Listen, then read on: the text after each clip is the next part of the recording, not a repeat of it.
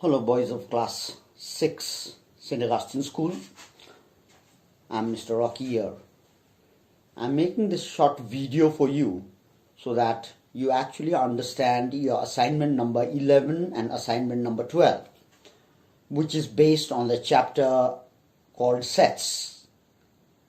That's on page number 82 of your book, and the chapter number is 10. What is a set?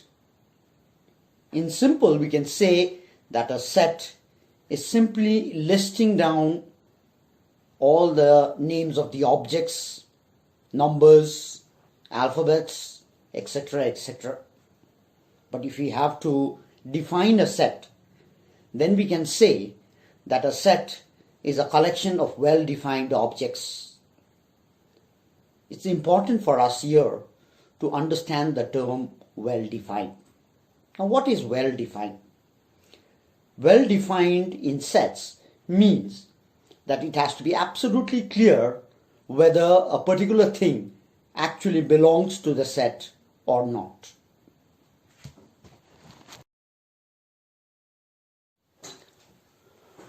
I would like to explain well-defined by using these two examples here. Let's think, if you have to make a set of beautiful flowers. Now, the word beautiful is a very relative term. In other words, there is no measurement for beautiful. What is beautiful for me may be ugly for you. Therefore, when you make a set, you may have a few names there. At the same time, I may have different names over there. Therefore, the two of us will not agree to it. So we cannot make a set which is similar as far as beautiful flowers are concerned. Similarly, if you use clever boys, set of clever boys in our class, for example, you may name the ones who come first, second, third in class, but are they the only boys who are clever? Think about another situation where you have a thief. Isn't a thief a clever person? He's got so many ideas on how to steal, which automatically means that he is clever. Therefore, such words where you have beautiful, clever, handsome, tall, short, fat, thin, these are relative terms. Therefore, we cannot make a set out of these. So, keeping this in mind, we have done exercise number 1, where you can see that whether you can make a set or not. So, you can go through it and have a look at it. What I want to discuss in this video is the different methods of writing down a set. You can see here that the first method is called the description form. Now, what is a description form? If you look at the example that I've given you here, you can see that I've written set A is equal to set of natural numbers up to 5. Now, if you look at this, these are all in words. All in words means that we are describing. Therefore, the name description form has come. Now, when you write down a set, it is very important for us to know that we are supposed to name the set with a capital letter, followed by an equal to sign, and then write whatever is there inside the curly bracket. Coming to number 2, which is the roster form. Now, in the roster form, what we write down is the exact names, numbers, alphabets that are supposed to be there.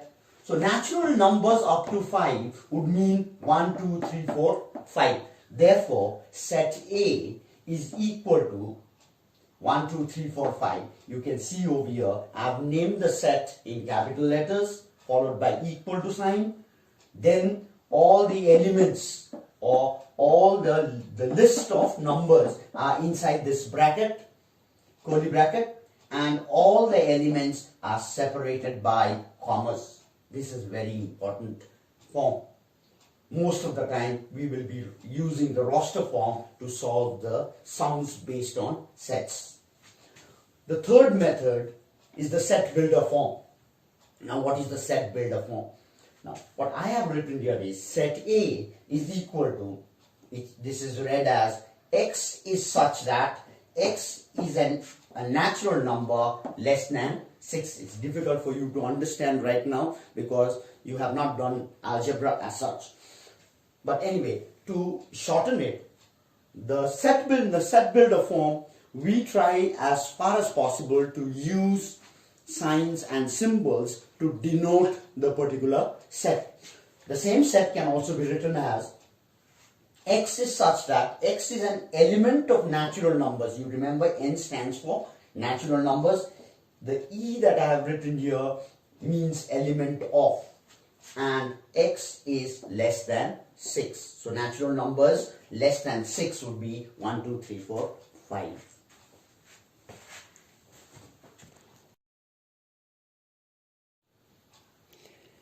In this video, I want to explain what is an element.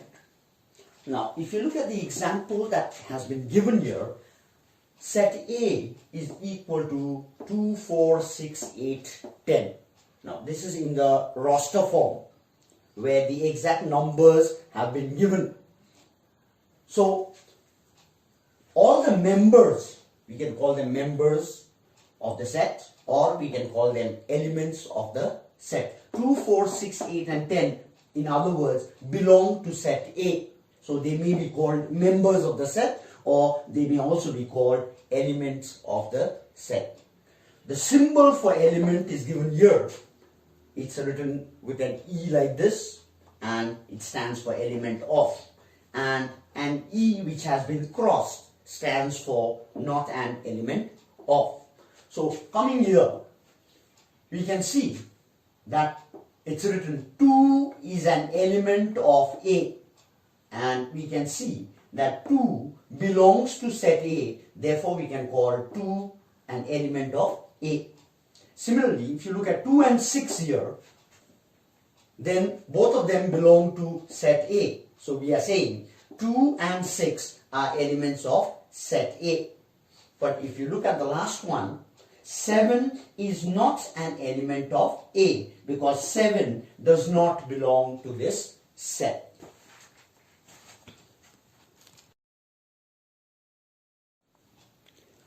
In this video, I want to explain further on how you are supposed to write down a set. Let's take the first one here. Set A is letters in the word football. Now this method is the descriptive or description method. I'm converting a description method into a roster form. Set A is equal to FOTBAL. There are two important things here. The first one is that you can see, though in the question it has been given in capital letters, I have written all the alphabets in small letters. So what is important is that all elements are supposed to be written in small letters. The second thing here is, you can see that we've got a double O here and a double L here. But when I actually write it down, I have only one O and one L. What is important here is, we are not supposed to repeat any element while writing the roster form. So that's why we don't have a double O here and a double L here. Let's take example 2. In example 2, we've got first 3 counting numbers. And this is the descriptive form or the description form, and this one here is the roster form. When we write down the roster form, so first 3 counting numbers will be 1, 2 and 3. Or I have written 3, 2, 1.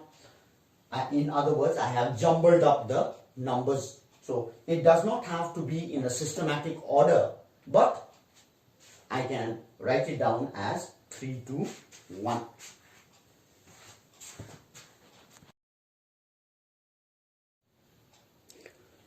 Now we are in the different types of sets. So the first one we are going to discuss today is the finite and the infinite set. Now what does the word finite mean? Finite means that something that you can count, and infinite means something that you cannot count because it goes on and on. So an example of a finite set would be, let's say, natural numbers up to 10. So I can write this set down as set A is equal to 1, 2, 3, 4, 5, 6, 7, 8, 9 up to 10. Infinite set is something that you cannot count. Therefore, let's say we just have set of natural numbers. Now, set of natural numbers can be written as 1, 2, 3, 4, dot, dot, dot, dot. There is no ending. So, there is no ending number. So, this is finite set. In other words, we can simply say in finite sets, we can count the number of elements. In infinite set, we cannot count the number of elements. Coming to empty set, or what we also call a null set. What is an empty set? Let's say if you are told all the boys in class 6A who are 10 meters tall. Now we don't have anybody who's 10 meters tall.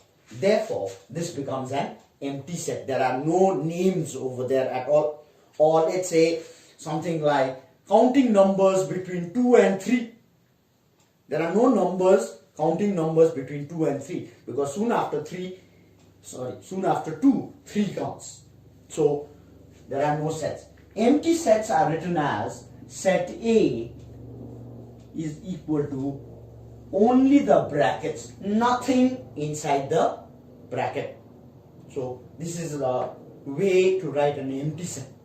Or at the same time, we can write it as set A is a null set. This is the symbol of a null set.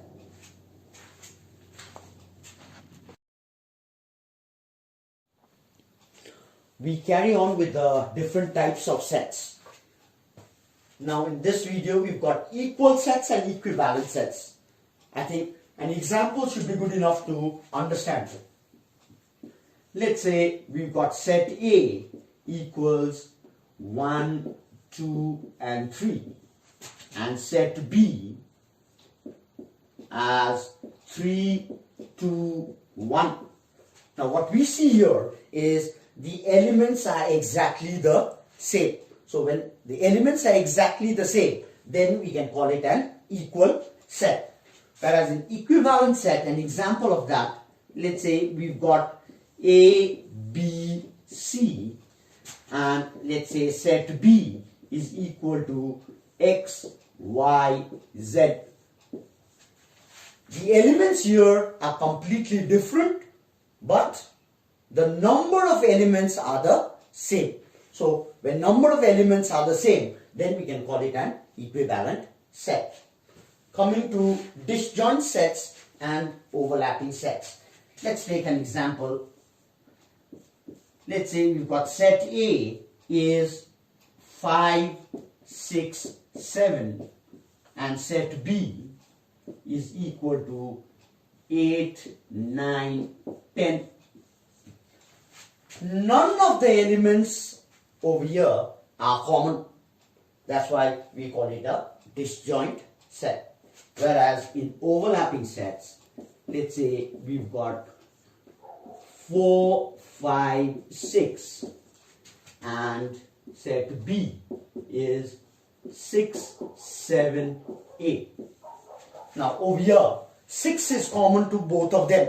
Therefore, they are called overlapping sets.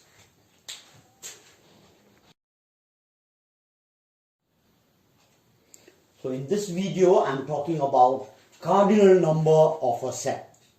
Now what is a cardinal number? Let's take an example. If set A is given as A, E, I, O, U, this is in the roster form. So the cardinal number means the number of elements that are there in the set. So there are 5 elements in the set. Therefore, the cardinal number of this set A will be equal to 5. Now, there is a particular way of writing it.